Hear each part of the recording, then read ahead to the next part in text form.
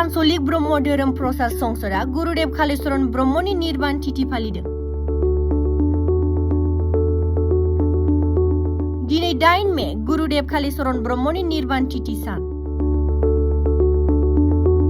C K आनसलिक Brahma धोरोम प्रसार संसदनि बानजायनायाव सानथामनि हाबाफारिजों बाक्सा जिल्ला सिमला पुलिस थानानि सिङाव थानाय हुजुवायाव थानाय सीके आनसलिक ब्रह्म धोरोमनि गाहाय मावख'आव खुंगा सेथि मुलुग गोजोननि 3 सान खोन्दो गैयै जयग होनाय हाबाफारि खुंदों। मख'नो गोनांदि थांनाय 6 मे खालारनिफ्राय 8 खालारसिम गुरुदेव कालीचरण ब्रह्मनि निर्बाण तिथि एबा खुंगा सेथि मुलुग गोजोननि 3 सान खोन्दो गैयै जयग होनाय हाबाफारिखौ खुंफुंनाय जादों।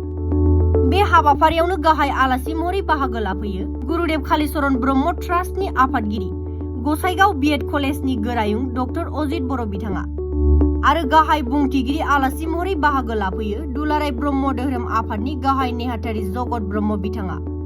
लोगोसेयैनो बुंथिगिरि आलासि महरै बाहागो लाबावो बाक्सा जिल्ला ब्रह्म धोरोम आफादनि नेहाथारि हरेन्द्र ब्रह्म बिथाङा।